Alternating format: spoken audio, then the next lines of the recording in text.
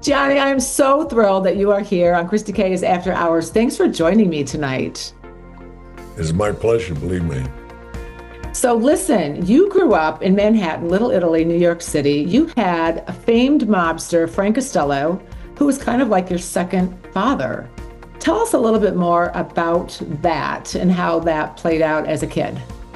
Well, it's so funny because I just got off the phone with a gentleman in Dublin whose name is Frank Costello. So spooky because today, believe it or not, is 70 years that I met Frank Costello. Get out. Yep, I was 12 years old. No kidding. No kidding. And you, to this day, do you live in his Manhattan home? What's that? Do you live in his Manhattan home now, Frank Costello's? Right this second. No kidding. In 1973, when he died, he left me it. Get out. And I was already here when I was 12. And this used to be a bookmaking parlor. So my bedroom had 12 phones in it. And they were laying the odds for all the racetracks and all that. And I used to come here every day, and I had to be out early in the morning. So, for me, it was just to be here. It was perfect. So it's, and here I am. It's like. Here you are. I know. So, okay. So you obviously are well known for your role in The Godfather a few years ago. Tell us about your role, what your memories are, like your good memories, maybe some not so good memories with doing that, and what the impact has been from that day on in your life. I mean, it's 55 years ago I made that movie. It's amazing. But, so many people didn't realize I'm basically a businessman. I'm an egotist. So when the book came out, I had somebody read it to me because I'm an illiterate. And they read it to me, and I said, I could play Michael or Sonny or Carlo. And as my life has been full of opportunities and obstacles, fortunately more opportunities than obstacles. And here we are talking about The Godfather 55 years ago. And if your audience goes online to Corleone Fine Italian Foods, that's my company in 83 countries. Get out.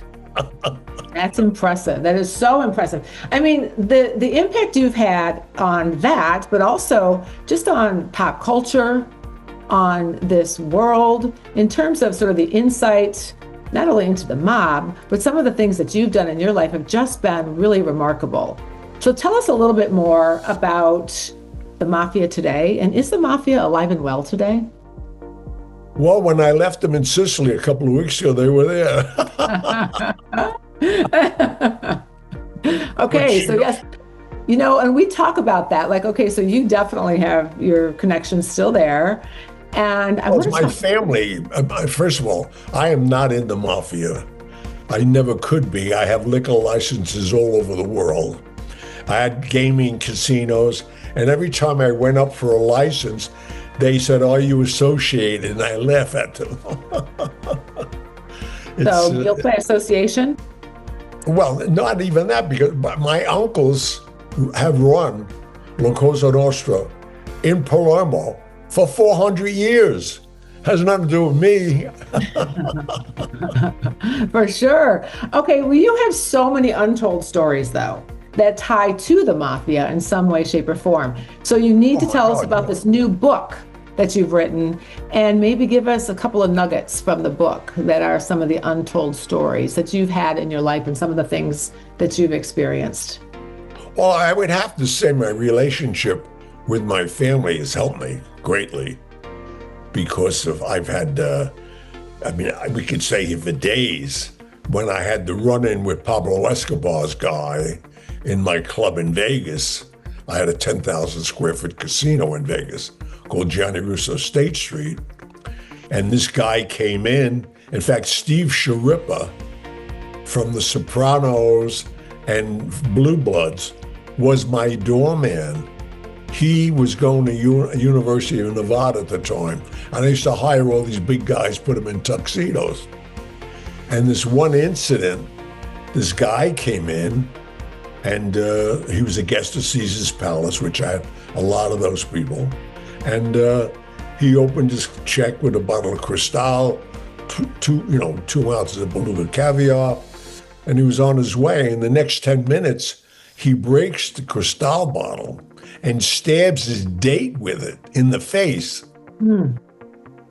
So I called the front door. I said, get to table 7. And Steve Sharippa, the big giant that he is, said, I ain't going over. That guy's crazy. I said, what do you think I hired you for? So I went over, and unbeknownst to me, he still had the broken bottle in his hand. And when I went over to me, he went towards me, and he gave me 81 stitches in my throat. My chin was hanging down. Now, I've been around a lot of violence, fortunately and unfortunately, so I had to diffuse him. So I said, look what you did to my shirt. This is Sea Island cotton. I waited 6 weeks for this shirt. Look at it. And he's looking at me like I have 2 heads. I'm bleeding. He sees me bleeding. The girl's bleeding. Cut the shirt. Well, I just wanted to get my hand on my gun, which I'm legal to carry guns in every state. So if I was a mafia guy or a felon, I could have guns. I have gun permits in New York, everywhere. So I pull out my gun and I put it to his forehead. I said, now you hear these sirens? They're coming for you. Why don't you just go out the door? I don't know who you with. I don't care. Get out of here. He says, no, man. I said, no, man. What the hell's that? And he was Lorenzo Morales, an underboss with Pablo Escobar in the Medellin cartel. So he goes for me again, and I put 3 right between his eyes in front of 150 people. Ooh. And Well, then I flew to Bogota to see him because I knew how those people deal. But I mean, my life is crazy. And most of that is in my first book, Hollywood Godfather, My Life in the Movie The Mob. And that book is now sold over 100,000 copies. It's still on sale for 6 years on Amazon. You know, it tells you the intrigue that we all have with you and your life, and sort of an insight into the mob and the mafia and all the things that you've done in your life, which I think is just remarkable. Well, you know, it's something, because when you're in the life I'm in with casinos and owning places and dealing a lot in Sicily, because all my products come from Sicily. So fortunately, I have ins and outs there. But the thing is, what's going on in the world right now is totally unorganized. It's not organized crime. It's unorganized because you don't even know who you're dealing with. It could be Spaniards, it could be Albanians. There's so many of them. But no, it's just fortunately and unfortunate that I've been able to stay alive and have the life I do. But I'm basically a loner. If you want trouble, come looking for me, you'll get it. But, and that's what I've done, you know. In fact, the judge said to me recently, if you come in front of me again, you better unbutton your shirt and have a big S on there, like I'm Superman, because you're going to jail. I never slept in a jail. I've never slept in a jail with all the things I got involved in. But it was all self-defense. So let's talk about a little bit about current events, Gianni. When we talk about the NBA, the poker scandal, some of the gambling shenanigans that are going on, the criminal activity, they're tied to the mob. What did you think when you heard the scandal and thought about all of that as it was playing out? You know, that's been going on for years. It's a trick that they've always did with celebrities and sports people. They get them involved in gambling, like even in my casinos. They would come in, we'd take care of them. They give them another 5,000, give them another 5,000. That's how it happens. See, but this, as we read now, and I know part of this whole case, this has been going on for 2 or 3 years.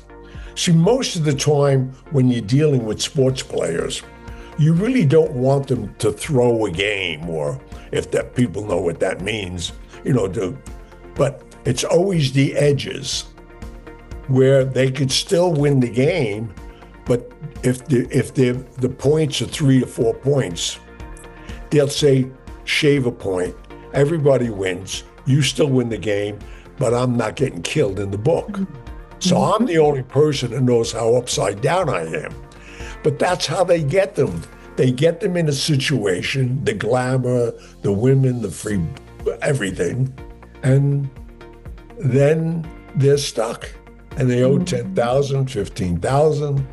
And most of them are married. They can't go get it from their wives or out of their joint accounts. So we make a deal. Well, my friends make a deal. And they say,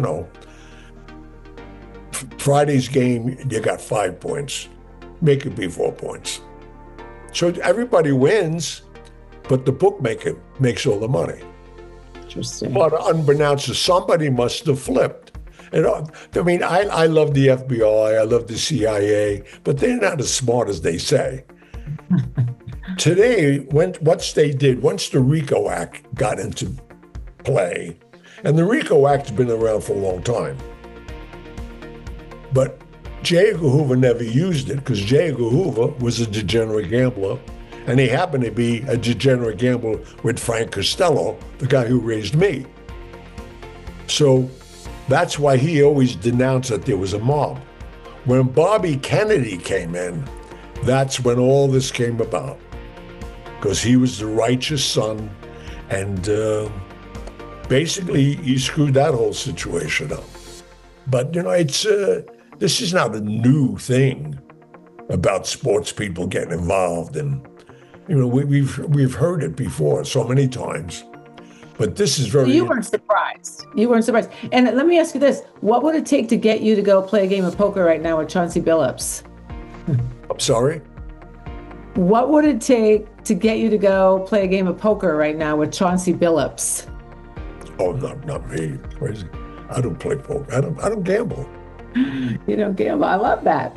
Okay, so this crazy, incredible journey that you have had.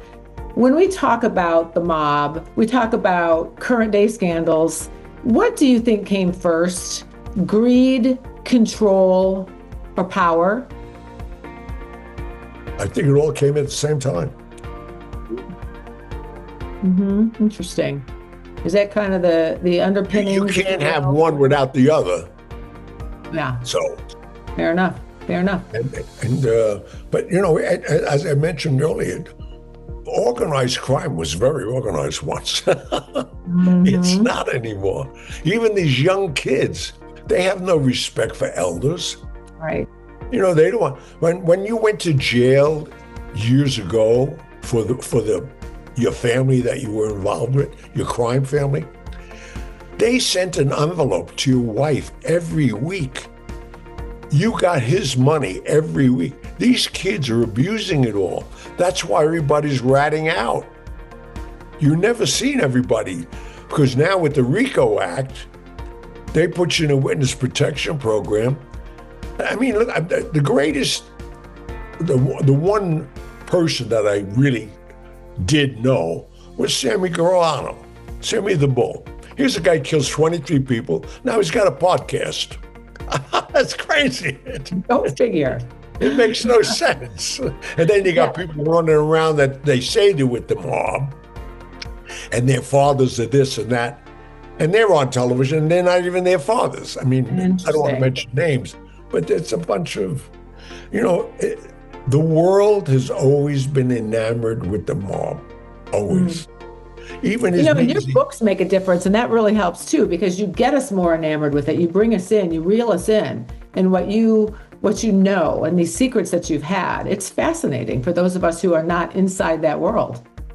Well, yeah, and that's why, when you think about the history, as far as you go back, Cagney, Bogart, they made careers being mobsters, and they were fictitious. I mean, it's like Chaz Palminteri. He does a movie, now he thinks he's a gangster. He's not a gangster, he's an actor. The Bronx Tale. Do you take offense to that? Oh, I don't take offense to anything, but own up to who you are. Don't sit around with the D's and the does and that. Get the hell out of here. And why would you want to talk like that? I'm still trying to, polish my diction and whatever. I'm working on it. I don't go the other way. It's like Right, exactly. Like Be real, Sylvester be who you are. Stallone. Yeah. No, Sylvester Stallone still talks like he's Rocky. Why?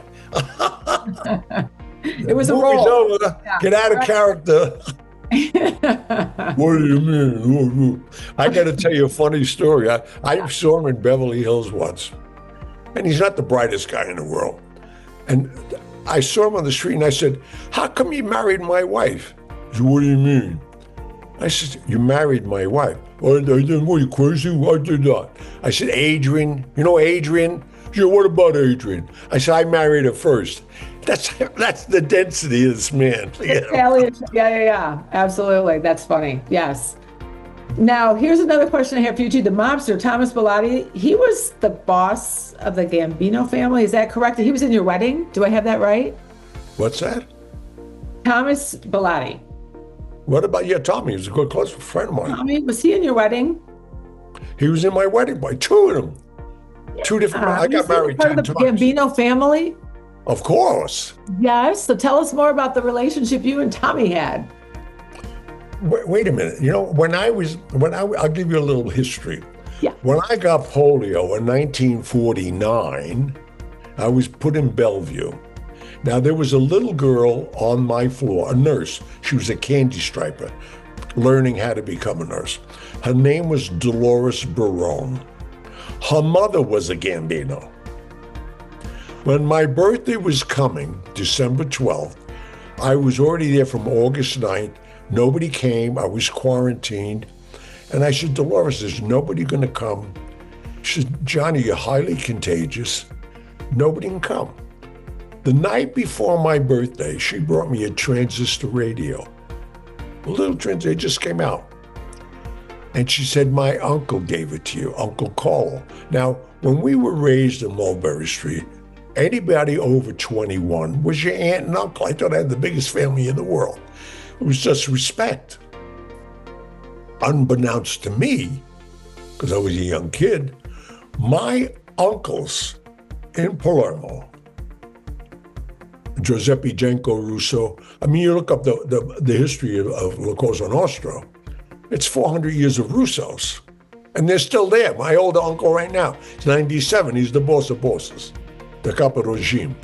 So, I mean, I know this life, but I'm not a part of it. Mm-hmm. Right, I see. Gotcha. Tommy Bilotti, Tommy Bilotti was a kid from the neighborhood. I knew his brother Joe, I knew everybody. And how Tommy, he was my best man. And I think you maybe read the article where you told me not to go to the rally.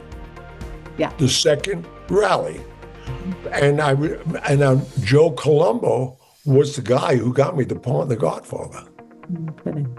Not Francis Ford Coppola, no casting director, none of that stuff. Anybody who watched the offer, I sued them. They paid me hundreds of millions of dollars because they betrayed me like a fool. And my lawyer, his father was Barry Schlotnick, and now I got Stu Schlotnick.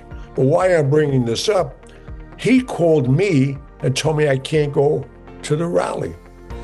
June 28, 1971. This was the second rally. The movie came out in 72. I already made the movie. I was on the dais. And when he said, "You can't go," I said, "Who said this?" And he said, "Carlo Gambino." So then I knew I couldn't go. Mm-hmm. There you go. But the interesting thing is, if I didn't make the phone call to Barry Schlotnick, so I called Barry. I said, "Barry, you got to give my sentiments and regards. I can't go to the rally today. I'm supposed to be on the days." And Joe Colombo got me the part. I would have never got that part in the movie. Okay. We negotiated with the mob, the locations, and that was my reward. I became an actor. And look what I've done with that. Story. 46 motion pictures and 9 Oscars later. Wow. So impressive. I'm still not an actor. Oh, stop. You're still working on that, are you? Stop. But you know what the interesting thing is? After that, I was down in front of the restaurant that I always go down, Angelo's. They're not going to get in trouble by me saying that. I'm eating there, and I hear on the radio Joe Colombo was shot 5 times. That's why they didn't want me there. But when they investigated the crime scene, the FBI, organized crime scene, and the Colombo family, there was one seat with my name on it. Why wasn't I there? So I had to leave the country again until that got straightened out. But, you know. Fascinating. Yeah, for sure. Now, you are a singer as well as an actor. So tell us a little bit more about your singing coach and your acting coach. Hello. Well, my acting coach was Marlon Brando. Oh, that guy. Because he was worried that he came to me in the rehearsal, and they had the rehearsal on 119th Street. So I was up there all the time. That was Fat Tony Salerno's joint. So I went up early because Danny Pagano, all the guys were there. And they saw me walking in like 3 o'clock in the afternoon. I said, "What are you doing here?" I said, "I'm here for the rehearsal." The rehearsal for the Godfather? I said, "Yeah." He said, "What are you going to do?" I said, "I got a big part." Just get out of here. You're not an actor. For the 2 weeks that I already had the part, anybody I told I had the part didn't believe me. And I'm saying to myself, go ahead. All my value is as an Italian is your word. So when you're around these people, if they think you're a liar, you're done. You might as well move. So now they bring in Marlon Brando, and they tell us prior to bringing him in, nobody talked to Marlon Brando. Nobody approach him, all you thespians on the break, leave him alone. So we did 45-minute rehearsal. Now it comes over to me. I'm wearing Brioni suits. I mean, Diane Keaton, who she just died 2 weeks ago. I mean, she looked, my gardener dressed better than her. Her hair is all straight. All these new movie stars, you don't even know who they are.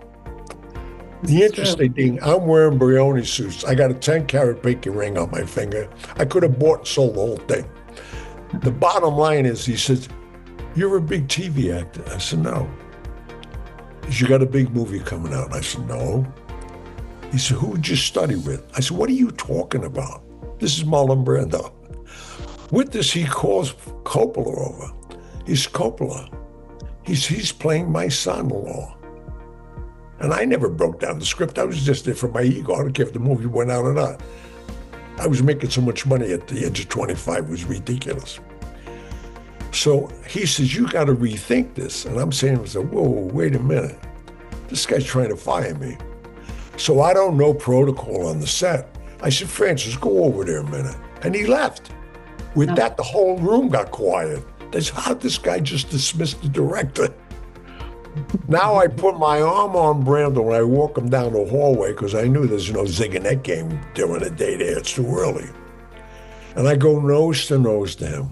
I said, "Mr. Brando, out of all due respect, I know who you are. Listen to me close." And I'm nose to nose. As you get me fired here today, I will suck on your heart. You will bleed out right here today. You can't make a fool out of me. He looked at me, stepped back. He said, "That was brilliant." He thought I was kidding. I was ready to whack him. That's a great story. I love that. And you also, by the way, you had Frank Sinatra as a singing coach. Is that right? That is totally right. When I'm playing somewhere, you have to come and see my show. My first book, Hollywood Godfather. I made it an 80-minute show. I do it all over the world. I just did the Resorts World in the Catskills, sold out audience. But all of this is in there, and I put all the clips. So I got Sinatra teaching me in the movie. I got Marilyn Monroe, me 15, she's 31, in the movie. So when people say, "Yeah, he was with Marilyn," these are all the pictures, they're there. All I keep hearing are the oohs and the ahs as I take you chronologically through my life. But that's who did it, it's... Well, is there a little bit of rap in your life as well? What? A little bit of rap music? Rap? Yes. I have a rap album out. Exactly. Tell us about that. I got a major rap. How do you know about that? Jeez. A little research on you, Gianni. We got you. You know who the artists are, right? I do, but I want you to tell our audience. Well, they're the biggest in the business. No, you know what it is? I'm down the jewelry exchange all the time. I buy diamonds like people buy popcorn. but I do it as investments. I call it portable wealth. I could put 100 carats of diamonds in my suit and go right on the plane, don't even go off. How you gonna? I used to move gold. You can't even move. You can't even pick it up. But I'm very big offshore, and I have deposits I make over there. I was there, and a guy brings me upstairs to a studio, and these two guys are there, and they're flipping out.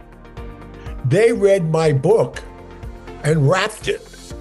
And that's what they did with it. I'm still waiting on it because I just had, which I could say now, I just had a major meeting with Gene Simmons from KISS. Oh, I know who Gene Simmons is. Okay, well, just in case you didn't know. Yes. There was no reaction from you with that. Oh, I was waiting for, yes. Oh, I'm very interested in this story. So he has agreed to do the soundtrack with me on my first 8 1-hours based on my first book. Love that. Yeah. And Mel Gibson is going to direct it. How's that? Amazing. Your life just keeps getting better and better. You're like the big snowball going down the mountain. I mean, this is incredible. I'm blessed. Yeah, that is so fun. And I do want to remind our viewers and our audience in terms of some of your early life. I mean, you had a really rough, you mentioned earlier that you had polio. And some of your upbringing and some of the things that you had in your life were really, really difficult. And you've really turned that around, and you have a 501c3 that I would love for you to tell our viewers and our listeners about. No, I mean, I got polio when it was a major epidemic. I know the day they put me in Bellevue in 1949. I was there for 6 years straight, didn't leave. I was part of Jonas Salt's experiment. When I got there, they put me in for 6 months in a full body cast because the left side of my body had no strength, no movement. My right side, fortunately, there was nothing wrong with it. So it was a very rare case, fortunately. And with that, the experiment from my stem cells then on my right side going to my left, I have nothing dwarfed anymore. My hands are the same size. I used to wear different shoe sizes, everything. I walked with a gimp for about 5 years. No, it's my life. And that's why I write these books. I'm inspiring people. And I have a charity called Yes You Can. And when I'm on shows and doing memorabilia after it, all of that money goes to underprivileged children for education. 100% of it. Not a dime. Love that. That is just an amazing thing that you're doing. And I do have to ask you something. I don't know if anybody has asked you to do this before on a podcast or a show, but as we kind of wrap up the show, can you sing me away? Sing a little song, do a little something here with that voice of yours? Well, I'll do it for one reason. I could tear up right now. I was with Sinatra the last 4 days of his life. Dorothy called me, said, the old man needs to see you. I go down there, and you could see the whole house was doom and gloom. I've been there 100 times. I went there for singing lessons. So he came out, and I have it. That's when you see the show, you're going to remember this conversation. Sinatra comes out in white silk pajamas, which he loved white silk. Totally white hair, no toupee, full beard, maybe 120 pounds. And he said, Pally, I don't have much more to live. I said, get out of here, you got another 20 years. He said, I want you to do me a favor. I said, I'll do any favor you want.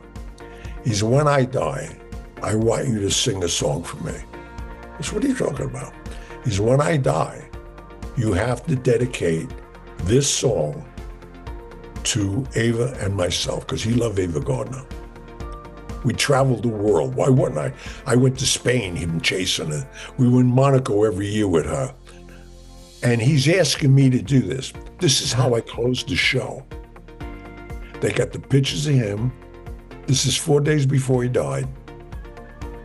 And this is the song he wanted me to sing. When somebody loves you, it's no good unless she loves you all the way. Happy to be near you when you need someone to cheer you all the way. That's my impromptu song for you.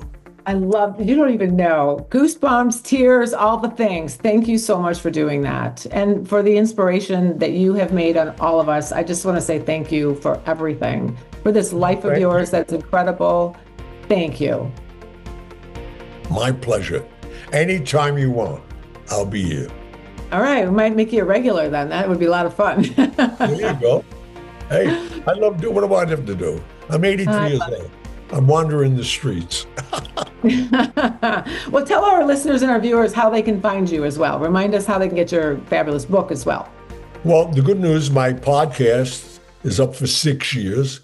Every Wednesday night, we put up a new show. Congrats. Godfather podcast. You can go online. I mean, I'm all over the place. I'm happy to say I have 1 million followers a week. My personal has got 75,000 now already. So it's craziness. I am so grateful for everything I have. I'm appreciative of it. And anybody, that's the way you should live life. If you're fortunate enough to make money, give some back, have some fun, and God bless you all. Thank you for that. Thank you, Gianni Russo. You are amazing. We loved having you on the show. And we'll see you soon. I know we will. Please, be my pleasure. Thanks Thank you. again. Thank you.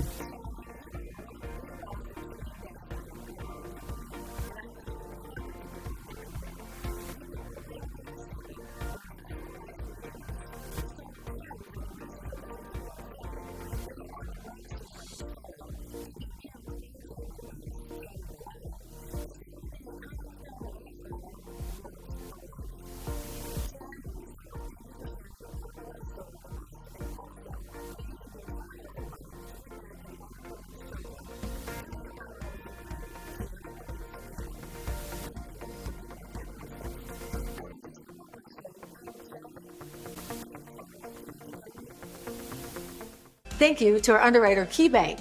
We love you. If you'd like to be a guest on Kristi K's After Hours or have a topic and an expert you'd like to book, reach out to me via email or on LinkedIn at Kristi K. Hoffman or on Instagram, Facebook, and X